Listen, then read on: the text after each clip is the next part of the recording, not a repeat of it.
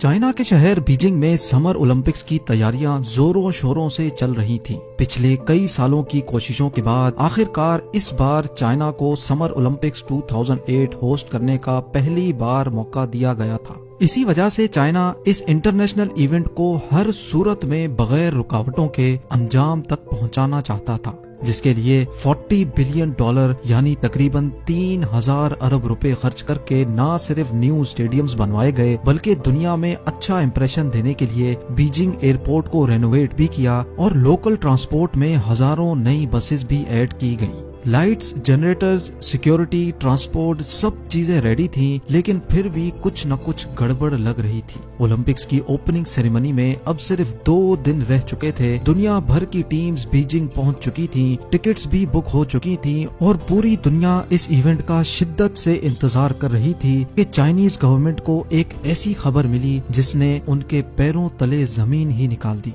जी हाँ, China meteorological department ने Beijing में तूफानी बारिश की फोरकास्ट जारी कर दी थी और वो भी ठीक ओलंपिक्स ओपनिंग सेरेमनी वाले दिन की। बारिश होने से पहले ही एडमिनिस्ट्रेटर्स पर ये खबर बिजली बनकर गिरी, क्योंकि जिस स्टेडियम में ये सेरेमनी होना थी वो था बीजिंग नेशनल स्टेडियम और ये स्टेडियम ओपन एयर था।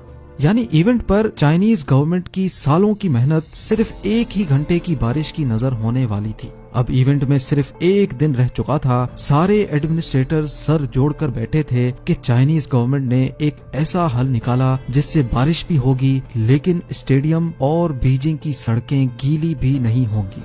ज़ेम टीवी की वीडियोस में एक बार फिर से खुशामदीद। इस मसले से निपटने के लिए चाइनीज गवर्नमेंट ने क्लाउड सीडिंग नामी टेक्नोलॉजी का इस्तेमाल किया और इवेंट के दिन ही जब घने बादल बीजिंग की तरफ बढ़ रहे थे, उनको बीजिंग के बाहर ही बरसने पर मजबूर कर दिया, जिसकी वजह से इवेंट के वक्त आसमान बिल्कुल साफ हो चुका था।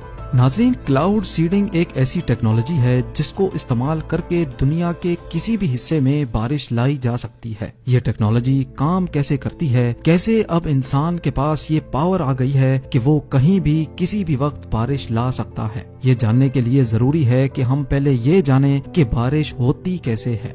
बारिश होने के लिए सबसे अहम चीज है सूरज। जब सूरज समंदर की सतह को गर्म करता है तो पानी एवापोरेट होता है और गैस बनकर आसमान में चला जाता है। आसमान में जाते ही गैस ठंडी हो जाती है और वापस पानी बन जाती है। जी हाँ, पानी के छोटे छोटे ड्रॉपलेट्स मिलकर बादल की शक्ल बना लेते हैं। लेकिन इस बादल में ये छोटे छोटे ड्रॉपलेट्स आपस में एक दूसरे से जुड़ते नहीं हैं, क्योंकि ये ड्रॉपलेट्स पानी की प्योरेस्ट फॉर्म में होते हैं, यानी इनमें किसी किस्म के भी पार्टिकल्स नहीं होते। लेकिन जैसे ही इन ड्रॉपलेट्स का सामना मिट्टी के जर्रात या धुएं के पार्टिकल से होता है तो ये एक दूसरे से मिलकर बड़े ड्रॉपलेट्स बन जाते हैं और अर्थ की ग्रेविटी की वजह से जमीन पर गिरना शुरू कर देते हैं, जिसको हम बारिश कहते हैं।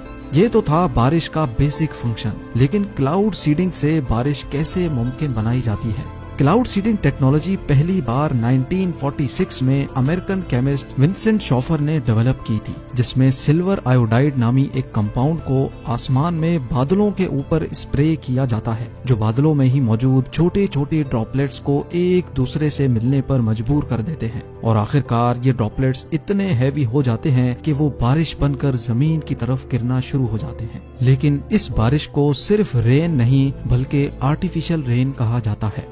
1967 में यूएस और वियतनाम की वॉर के दौरान अमेरिका ने वियतनाम को क्लाउड सीडिंग के जरिए शिकस्त दी थी। लेकिन सवाल ये है कि आखिर कैसे अमेरिका ने इस टेक्नोलॉजी के जरिए वियतनाम की आर्मी को कमजोर कर दिया था। नाजरीन, हुआ कुछ यूं था कि 5 साल चलने वाली इस जंग के दौरान हर साल मॉनसून के सीजन में अमेरिका अपने C-130 हरक्यूलिस इस्तेमाल करके वियतनाम के बॉर्डर पर बादलों के ऊपर चुपके चुपके क्लाउड सीडिंग करता था। इस क्लाउड सीडिंग की वजह से हर साल वियतनाम में मॉनसून का सीजन एक्सटेंड हो जाता था, जिसकी वजह से खौफनाक सैलाब आते थे जो रोड्स तोड़ देते और पहाड़ी इलाकों में बेइंतहा बारिश की वजह से वहां लैंड स्लाइडिंग हो जाती थी। रोड्स बंद होने की वजह से वियतनाम की आर्मी की सप्लाईज डिस्टर्ब हो जाती थी और वो हर गुजरते साल कमजोर होते गए। इस ऑपरेशन को अमेरिका ने ऑपरेशन पोपाई का नाम दिया था। लेकिन क्लाउड सीडिंग का जो इस्तेमाल दुबई कर रहा है वो वाकई हैरानकुन है। दुबई जो ग्लैमर का दूसरा नाम माना जाता है और जहां हर किस्म का ऐशो आराम मौजूद है, لیکن کیا آپ کو معلوم ہے کہ دبئی پینے کا پانی ایک ایک قطرہ کتنی مشکل سے جمع کرتا ہے؟ کیونکہ دبئی میں صرف سال میں 10 بار بارش ہوتی ہے، اسی وجہ سے یہاں کوئی ریورز بھی نہیں بہتی۔ پانی تو دبئی کے پاس بے شمار ہے، لیکن یہ ہے سالٹی واٹر جو کسی بھی صورت میں پینے کے قابل نہیں ہے۔ اگر یہ سالٹی واٹر پیا جائے تو یہ انسان کو ایک ہی جھٹکے میں مار بھی سکتا ہے۔ تو آخر دبئی پینے کا میٹھا پانی لاتا کہاں سے ہے؟ اس کے لیے دبئی میں بہت جائنٹ ریورس آسموسس پلانٹس لگے ہیں جو سمندر کے پانی میں سے سالٹس نکال کر اس کو پینے کے قابل بناتے ہیں، لیکن یہ سب اتنا آسان بھی نہیں ہے۔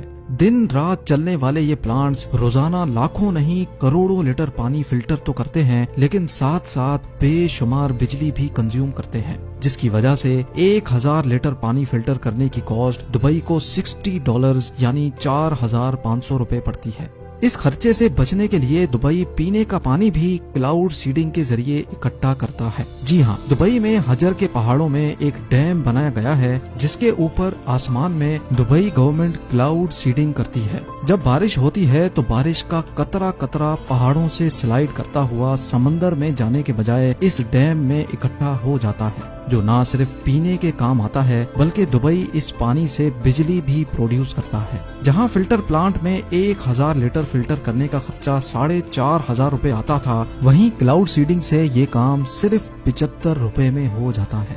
امید ہے زیم ٹی وی کی یہ انفارمیشنل ویڈیو بھی آپ بھرپور لائک اور شیئر کریں گے۔ آپ لوگوں کے پیار بھرے کامنٹس کا بے حد شکریہ۔ ملتے ہیں اگلی شاندار ویڈیو میں۔